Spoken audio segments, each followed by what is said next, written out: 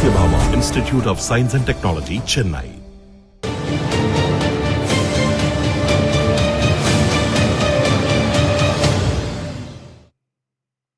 மாமன்னன் ராஜேந்திர சோழனின் பிறந்த நாளை அரசு விழாவாக கொண்டாட முதலமைச்சர் மு.க.ஸ்டாலின் உத்தரவிட்டுள்ளார். வரலாற்று ஆய்வாளர்கள் மற்றும் பொதுமக்களின் நீண்ட நாள் கோரிக்கை தொடர்பான தொகுப்பு அண்மையில் புதிய தலைமுறையில் ஒளிபரப்பப்பட்ட நிலையில் முதலமைச்சர் இந்த நடவடிக்கையை மேற்கொண்டிருக்கிறார்.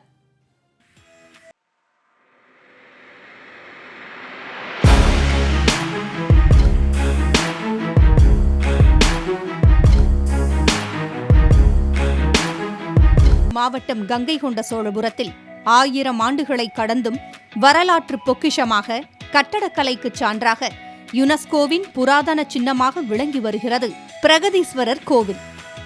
சோழ பேரரசன் ராஜேந்திர சோழன் கங்கை கொண்ட சோழபுரத்தை தனது தலைநகராக அமைத்து அதன் மையத்தில் இந்த கோயிலை கட்டினார். தனது படைகளை கங்கை வரை அனுப்பி அப்பகுதி மன்னர்களை வென்று கங்கை நீரை எடுத்து வந்து அபிஷேகம் செய்து இந்த கோயிலுக்கு குடமுழுக்கு நடத்தினார் என்பது வரலாறு. தனது ஆயுட்காலத்தில் 65 ஆண்டுகளை போர்க்களத்திலேயே செலவிட்டு 35 நாடுகளை வென்று இந்திய துணை கண்டத்திலேயே மிகப்பெரிய சாம்ராஜ்யத்தை உருவாக்கியவர் மாமன்னர் ராஜேந்திர சோழன் மட்டுமே.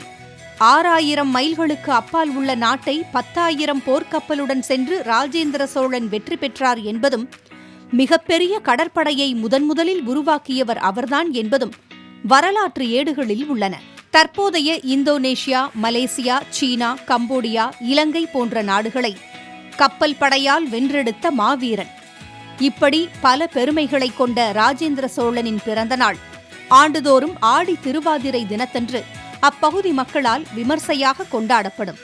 இதனை அரசு விழாவாக எடுக்க மக்களும் வரலாற்று ஆய்வாளர்களும் பல ஆண்டுகளாக கோரிக்கை விடுத்து வந்தனர். இதனை சில நாட்களுக்கு முன் புதிய தலைமுறை விரிவாக பதிவு செய்தது. இந்நிலையில் ராஜேந்திர சோழனின் பிறந்த நாளை சுற்றுலா, பண்பாடு மற்றும் அறநிலையத்துறை சார்பில் அரசு விழாவாக கொண்டாட முதலமைச்சர் மு.க.ஸ்டாலின் உத்தரவிட்டுள்ளார். இதனால் வரலாற்று ஆய்வாளர்கள் பூரிப்படைந்துள்ளனர். தமிழக முதல்வர் மாண்புமிகு ஸ்டாலின் அவர்களுக்கும், அந்த முன்னெடுப்பை மேற்கொண்ட தொல்லியல் துறை அமைச்சர் மாண்புமிகு தென்னரசு அவர்களுக்கும், அரியலூர் மாவட்ட அமைச்சராக இருக்கின்ற மிக பிற்படுத்தப்பட்ட நலத்துறை அமைச்சர் சிவசங்கர் அவர்களுக்கும், கங்கை கொண்ட மேம்பாட்டு குழுமம் சார்பாகவும் பொதுமக்கள் சார்பாகவும் எங்கள் நெஞ்சார்ந்த நன்றியை தெரிவித்துக் கொள்வதோடு, இந்த தருணத்தில் அந்த மாமன்னனுடைய நினைவாக ஜெயங்கொண்டத்தில் இருக்கின்ற அரசு கலைக்கல்லூரிக்கு ராஜேந்திர சோழன் பெயரை சூட்டுவதுமாறும் ஒரு கோரிக்கையை முன்வைக்கின்றோம். தமிழ்நாடு தொல்பொருள் துறையினர் மேல்பாடி என்ற ஊரில் அந்த ஒரு கல்வெட்டை கண்டுபிடித்தார்கள். அங்கு ராஜேந்திர சோழனே தன்னுடைய பிறந்த நாளான ஆடி திருவாதிரை நாளில் தன்னுடைய பிறந்த நாளை அந்த கோவிலில் மிகச்சிறப்பாக கொண்டாடியதாக பதிவு செய்திருக்கிறான். இத்தனை சான்றுகளும் கிடைத்த பிறகு மிக தெளிவாக ராஜேந்திர சோழன் பிறந்தது ஆடி திருவாதிரை தான் என்று எந்தவித ஐயத்துக்கு இடமில்லாமல் நிரூபணமாகியது.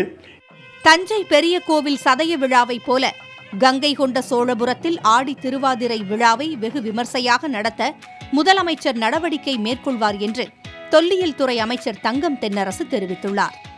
மாமன்னனுடைய பிறந்தநாள் விழாவை இன்றைக்கு அரசு விழாவாக கொண்டாட வேண்டும் என்று பலரும் கோரி வந்த நிலையில், அந்த பகுதி மக்கள் அவர்களாக அதை விழாவாக விமர்சையாக கொண்டாடி வந்த நிலையில், அரசே முன்வந்து இன்றைக்கு அரசு விழாவாக நம்முடைய மாண்புமிகு முதலமைச்சர் அவர்களாலே அறிவிக்கப்பட்டிருப்பது மாபெரும் வரவேற்புக்குரிய ஒரு செய்தியாகும். தமிழ் மன்னன் ராஜேந்திர சோழனின் வரலாறும் வீரமும் இனி பல தலைமுறைகள் கடந்து பார்ப்போற்றும் வகையில் இருக்கும் என்று வரலாற்று ஆய்வாளர்கள் நம்பிக்கை தெரிவித்துள்ளனர்.